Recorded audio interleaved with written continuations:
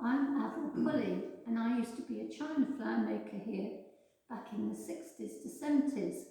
We used to make life-size flowers in china clay. Also, we did all the flowers that were on the bird models as well.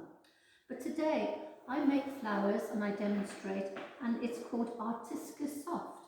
And it's a clay that air dries, and it's made from rice flour, potato flour and glue. Now it's airtight, so you have to keep it airtight. So let's just make a rose for you to see. Everything is done with the fingers. There are no cutters involved in making the rose. I'm making it nice and thin around the palm of my hands. And of course I make all sorts of different roses as well. As you can see on the table here, we have different types of roses, old-fashioned roses, dog roses, even miniature tiny roses. Of course, we used to make in clay, when we made china flowers, we used to make all the little tiny roses that went on the figurines.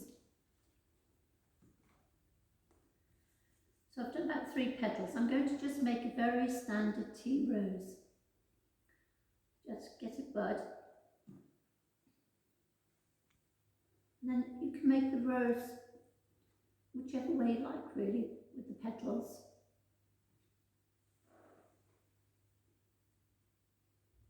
That's the start of it. And go on to our next layers, making them a little bit larger.